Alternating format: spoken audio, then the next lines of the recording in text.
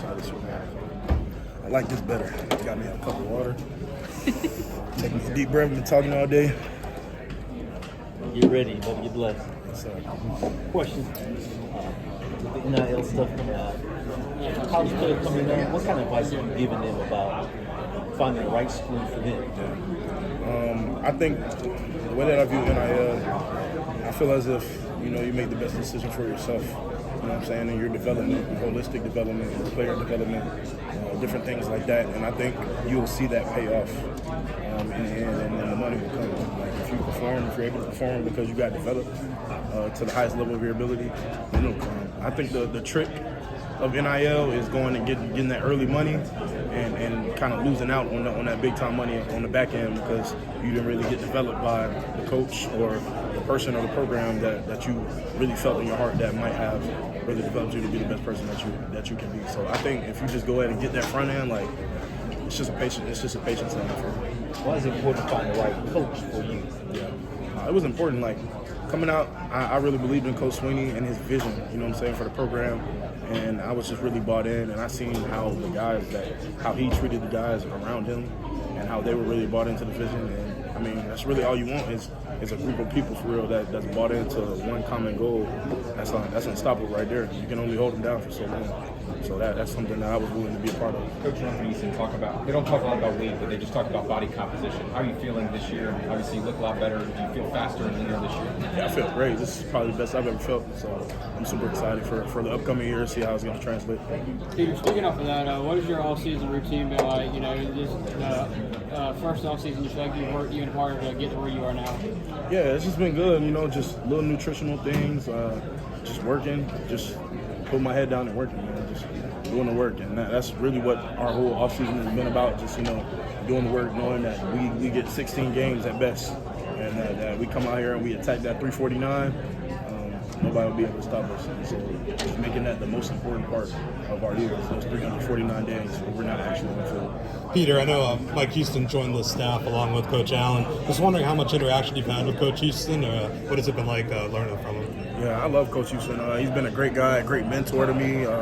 He's primarily been helping me, like specifically a lot on special teams because he coaches some of my special teams positions. But his insight about the game and just life in general around the game is just so fruitful, and I really appreciate it. Did you know TJ when you were both in high school or not? TJ Parker? Yeah. Oh yeah. Me and TJ, we probably met around sophomore year, and I'm sure all of you are very aware of our battles in the Alabama 7A state championship. I call it wasn't much of a battle, but it was fun. And then obviously we had a lot of talks on like other college visits and stuff about being teammates. So.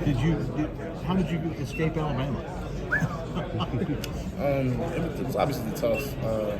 Definitely two great schools, Alabama and Clemson.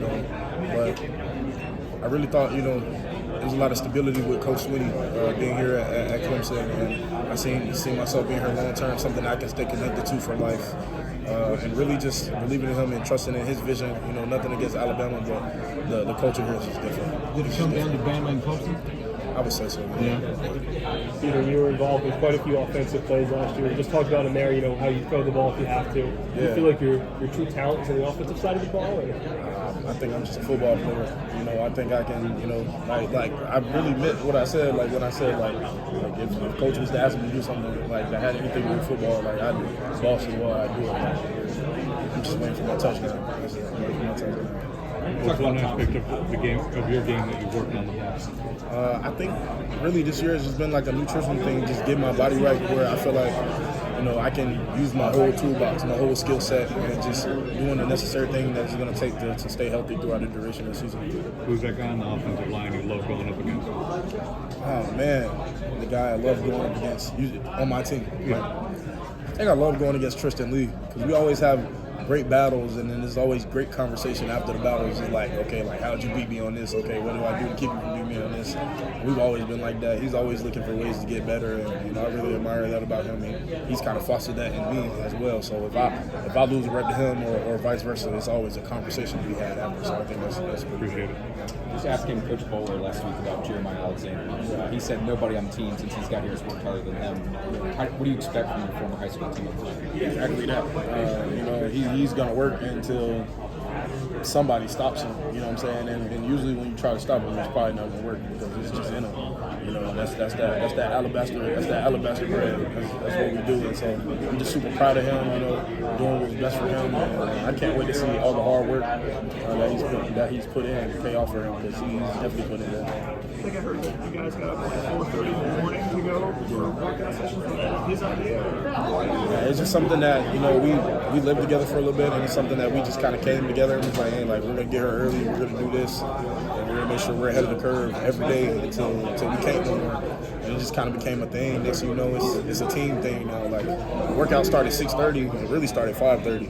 Like, you might as well put that on teamwork, you know. So it's really just become a whole cultural thing, and you know, I just really commend him for coming in and holding me accountable. You know what I'm saying, to my goals, to my aspirations. Somebody who I've known for a long time in life came in and just kind of reminded me, like, this is what you said you want to do. We're gonna make sure that you do this. And in return, he didn't even realize that the whole team was watching. You know, and so for that, I really appreciate him.